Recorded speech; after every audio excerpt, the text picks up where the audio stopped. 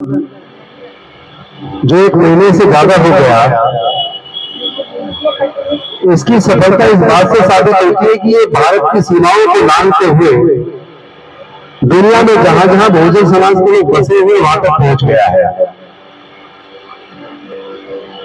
और ये एक और सफलता इस बात की है कि इस आंदोलन में देश के लगभग सभी राज्यों से अलग अलग जगह से लोग आके शिरकत कर रहे हैं और उसमें बुजुर्ग लोग, बड़े बड़े पदों से रिटायर हुए लोग, वो भी लगातार आ रहे हैं, माता बहनें आ रही है। तो ये आंदोलन बेकार नहीं जा रहा, इसकी आवाज उन कानों तक पहुंच रही है जहां तक हम पहुंचाना चाहते हैं। और मेश्राम जी ने अभी बड़ा विस्तार से समझाने की कोशिश की कि हमारा वास्तविक प्रतिनिधित्व क्यों नहीं है, क्योंकि जो वास्तविक प्रतिनिधित्व डॉक्टर बाबा साहब अम्बेडकर दिलवाना चाहते थे समाज को,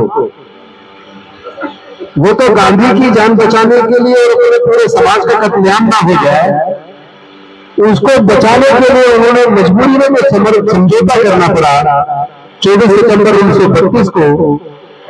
उसकी वजह से मजबूरी में ये वाला प्रतिनिधित्व मिला।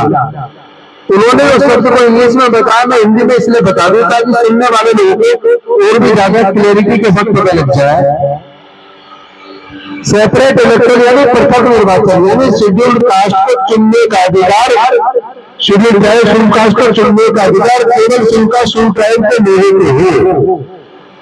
ये पृथक निर्वाचन डॉक्टर बाबा साहब अम्बेडकर ने मांगा था,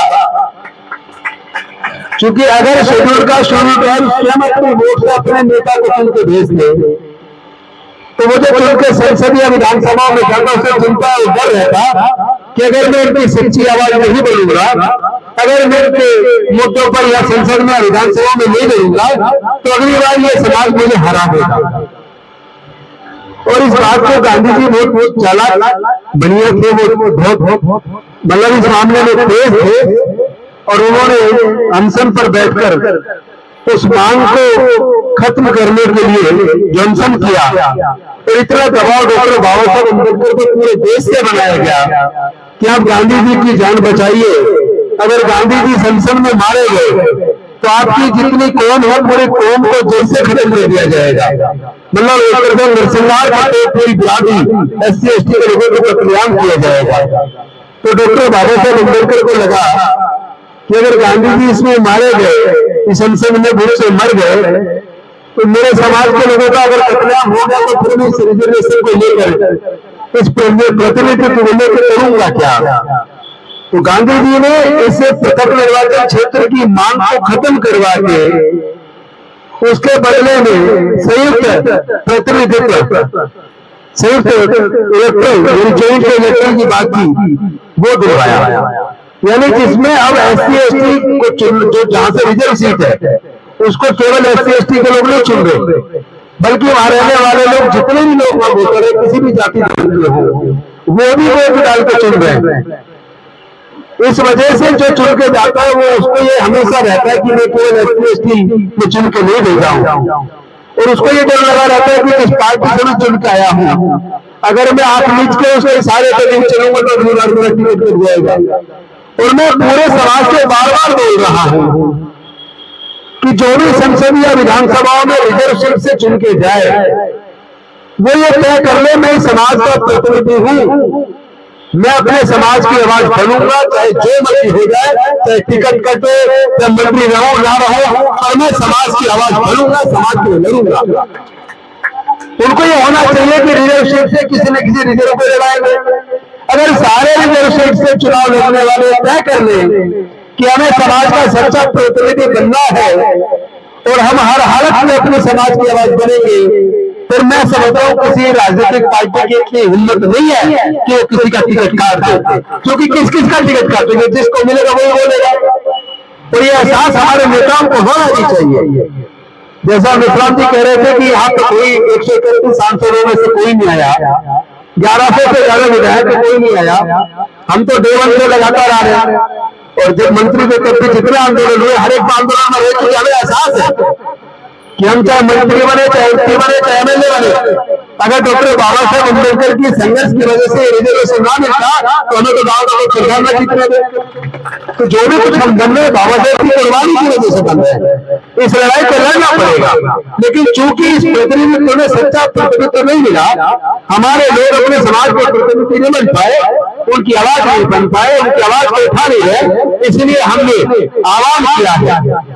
अभी 3 दिसंबर को रामलीला मैदान में बहुत बड़ा आंदोलन कर रहे हैं। हम में से तो 26 नवंबर को करने वाले थे, लेकिन चुनाव सरकार ने बुक कर रखा, वो हमें दे नहीं रहे, तो हमने 26 नवंबर को तो कर दिया। अहमदाबाद में गुजरात में 1 लाख लोगों का सम्मेलन है, उसकी तैयारी चल रही है। और दिल्ली के अंदर हमने कर दिया 3 दिसंबर पर। उसमें हमारी पहली डिमांड है, जो डॉक्टर बाबा साहब अम्बेडकर की डिमांड थी कि हमें सेपरेट इलेक्टोरल चाहिए। अब हम इसी डिमांड को दोबारा से पूरी मजबूती के साथ सरकार के सामने रखने वाले हैं कि ये जो प्रतिनिधित्व आपने दिया है, ये हमारा सच्चा प्रतिनिधित्व नहीं है, हमें वापस वही प्रतिनिधित्व चाहिए जो डॉक्टर बाबा साहब अम्बेडकर हमें दिलवाना था।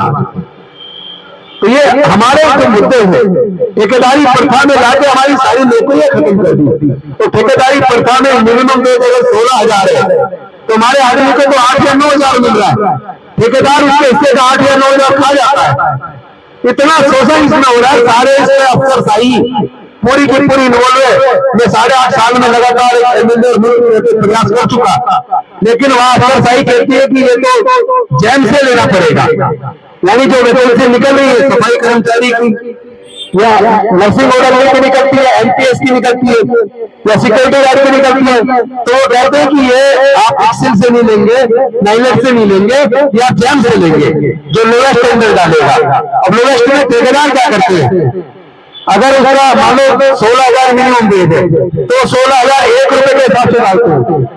अब कोई सोच के देखो, 1 रुपए लेके क्या कोई अपना वो चलाएगा क्या व्यापार? वो क्या करता, दिखाता 1 रुपया है, उसके जो ईएसआई का पैसा खा जाता है, उसका पीएफ का पैसा खा जाता है, और जो 16,000 पेंशन है, जो तनख्वाह से उस तनख्वाह में से ही उसका एटीएम कार्ड उसके पास रहता है, उसका पासबुक उसके पास रहती है। कर्मचारी को पता ही है उसका किस अकाउंट में अकाउंट, कौन से बैंक में अकाउंट खोला हुआ है, क्योंकि अकाउंट खुलवाने वाला वो ठेकेदार है, उसी के पास पासबुक है, उसी के पास पैन कार्ड है, और वो उसके 2 केस में पैसे निकालता है, एक 9,000 रुपए का, एक 7,000 रुपए का। 9,000 रुपए का निकाल के उसको दे देगा, 7,000 रुपए रख लेता है। ये मैं आपको बता रहा हूँ, तो मैंने खुद अपने खुद की जांच में पकड़ा, और ये पूरे देश में चल रहा है। हमने लगातार इस सवाल को उठाया कि ठेकेदारी प्रथा को खत्म क्यों नहीं करते, लेकिन अफसरशाही और सरकारें ये मानने को तैयार नहीं है कि ठेकेदारी प्रथा खत्म हो। तो हमने अपने आंदोलन में दूसरा मुद्दा रखा है, ठेकेदारी प्रथा खत्म होनी चाहिए। हम रामलीला मैदान को भर के सरकार को इस बात को झुकने के लिए मजबूर करेंगे, क्योंकि देश के सारे संसाधन सरकारों ने बेच दिए, सारे सार्वजनिक उपकरण सरकार ने बेच दिए, और जो बिक गया हमारी जनरेशन खत्म हो गया। और जो सरकार के पास है उसमें भी ठेके तो बढ़ती हो रही है। फोर्थ क्लास एम्प्लॉयमेंट पहले खुद पे कमीशन मिला के खत्म कर दिया, तो हमारे लोगों का चौर से गला घोटा जा रहा है। एजुकेशन इतनी महंगी कर दी सर, ये जो न्यू एजुकेशन पॉलिसी आपने पढ़ी होगी, मैंने पढ़ी है, लगभग पूरा तरीके से एजुकेशन को प्राइवेटाइज कर दिया, और उसमें प्रोफेशनल कोर्स में चले जाए तो डिग्री करवाने के लिए आपको 12 से 15 लाख 20 लाख रुपया चाहिए। हमारे तो 99% SC ST OBC माइनॉरिटी के लोग ये 15-20 लाख रुपए का खर्च करके डिग्री अपने बच्चों को नहीं दिला सकते। इसका मतलब हमारी पढ़ाई भी छीन चुके हैं और हमारी नौकरियां भी छीन चुके हैं। ठेकेदारी प्रथा में लाके हमारा गला घोट रहे हैं, आए दिन उत्पीड़न हो रहा है। और वैसे कहते इंटरव्यू लेते हैं, उसमें जो अच्छा बच्चा मिलता है तब भी लिख देते नोट फाउंड सुटेबल, यानी कैंडिडेट सुटेबल मिला ही नहीं। अरे इतने काबिल लोग, डॉक्टर ऋतु जैसे ऐसे लोगों को निकाला जा रहा है, किसी न किसी आरोप झूठा लगाओ, कुछ लगाओ, क्योंकि उन्हें काबिल लोग नहीं चाहिए। चिंता सता रही है, अगर काबिल लोग यूनिवर्सिटीज में प्रोफेसर बनेंगे तो अपने जैसे अम्बेडकरवादी लोग तैयार करेंगे, फिर इनको दबाना आसान नहीं होगा। वो चाहते नहीं है कि हमारे काबिल लोग प्रोफेसर बने, हमारे काबिल लोग डॉक्टर इंजीनियर बने, इसलिए हमारे लोगों का गला घोटा जा रहा है। आप देखिए आजकल क्या हो रहा है, सारी सरकारों के अंदर 56J के अंदर, राजा साहब आप भी देख रहे होंगे और आप भी देख रहे होंगे सर, 56J के अंदर चुन चुन के अधिकारियों को कंपल्सरी रिटायर किया जा रहा है। कंपल्सरी रिटायर, तो कंपल्सरी रिटायरमेंट 56 में कोई अपील नहीं है, जिसको निकाल दिया खत्म, लड़ता रहे, कोर्ट में कुछ होने वाला नहीं है। और आप देखो जितने निकालेगा आप रिपोर्ट उठा के देख लेना, आपको 95% से ज्यादा अपने लोग मिलेंगे। दूसरी बात, जितने लोग भारत के बैंकों का पैसा मार कर लगे हैं, जितने लोग वोटिंग फोर्जरी के अंदर पकड़े जाते हैं, जो लोगों को झूठ बोल के पैसा लेते हैं, फर्जी डॉक्यूमेंट बना के लेते हैं, उनको भी समाज की जातियों को देखने को समझ आएगा। उसमें बहुजन समाज का कोई आदमी, एक आदमी नहीं मिलेगा जो बैंक का पैसा लेके भागा हो। तो आप समझिए, हम तो मेहनत कश लोग हैं, इस भारत के निर्माण में हमारा खून पसीना लगा है। हम इस भारत में अपने अधिकारों के लिए लड़ेंगे, अपनी लड़ाई को लड़के जीतेंगे, लेकिन इसका मार्ग वो ये, हमें एकजुट होना पड़ेगा। आप संगठन 50 चलाओ, उससे हमें काज नहीं है, क्योंकि स्वामी के भी हजारों संगठन है, वो संगठन लेकिन मुद्दों को एकजुट होकर लड़ते हैं।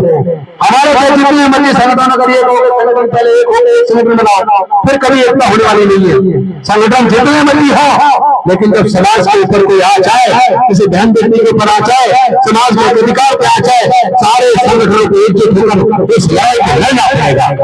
पर हम इस लड़ाई को निश्चित तौर पर लड़ेंगे भी। हम तो आज आवाज कर रहे हैं, कोई भी संगठन जो समाज की लड़ाई को लड़ रहा है, वो जितने प्रोग्राम करेगा, हम हर प्रोग्राम के अंदर जाके अपनी पूरी ताकत के साथ मिलकर उस लड़ाई को ताकत देने का काम करेंगे, क्योंकि वो किसी संगठन को ताकत नहीं जा रही है, वो ताकत अपने समाज को दी जा रही है।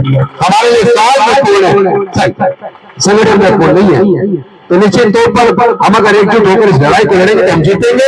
और लड़ाई, आप इसको छोटी मोटी लड़ाई मत मानिए, क्योंकि ये यूनिवर्सिटी कुछ दे देगी, हमारी बात को सुन लेगी, ये तो हमें पहले दिन से पता है कि ये सुनने वाले नहीं है। पर हम इस लड़ाई को इतना बड़ा बना देंगे, हम इन लोगों को इन कुर्सियों को छोड़ेंगे नहीं, क्योंकि इन कुर्सियों को दिखाने वाले हम लोग इनको मुझे जाएंगे। पर आपको जाल का ताजुब होगा, मरने वाला भी बहुजन समाज का, मारने वाला भी बहुजन समाज का, लेकिन उनको उकसाने वाला जो मिलेगा वो वही मिलेगा जिनकी सत्ता में पार्टी है, क्योंकि वो लोग जाति और धर्म के नाम पर उन्माद कर रहे हैं। ये धर्म को एक अफीम के तौर पर फैला रहे हैं, नफरती भाषण देते हैं, नफरत पैदा करते हैं, युवाओं के अंदर इतनी नफरत भर देते हैं कि वो किसी को मार देते हैं या खुद मर जाते हैं।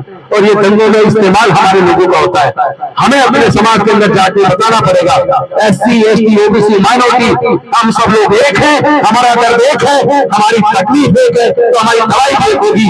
कम से कम आपस में मरने मारने मरवाने वाला कोई और, दंग करवाने वाला कोई और, क्योंकि धार्मिक जुलूस जितने नहीं करते उसका संचालन कोई और करता है, लेकिन उसका इस्तेमाल हमारे युवाओं का होता है। कल मैं देख रहा था, वो इतना बड़े म्यूजिक सिस्टम लगा के इतना धमधम, इतनी जोश होता है कि आदमी को हार्ट अटैक आ जाए, और कितने लोगों को हार्ट अटैक आ भी जाता है। ऐसे लगा के पागलों की तरह लोग भीड़ जा रही है, और उसमें आप देखना कभी, उसमें आपको कोई पूंजीपतियों के बच्चे नहीं मिलेंगे, नेताओं के बच्चे नहीं मिलेंगे, अफसरों के बच्चे नहीं मिलेंगे, स्वर्ण जाति के बच्चे नहीं मिलेंगे, सारे दलित पिछड़े आदिवासी गरीब समाज के बच्चे मिलेंगे। क्या आप अपने बच्चों को ऐसे जहरीले नफरत फैलाने वाले कामों में शामिल क्यों होने देते? क्या आप अपने बच्चों को रोक नहीं सकते? मैं पूछना चाहता हूँ, जब दलित पिछड़े आदिवासियों पर जुल्म होता है, तो जुल्म के खिलाफ कभी RSS बजरंग दल विश्व हिंदू परिषद के लोग आपकी लड़ाई लड़ते हैं क्या? जब वो आपकी लड़ाई नहीं लड़ते तो आप उन संगठनों को मजबूत क्यों करो?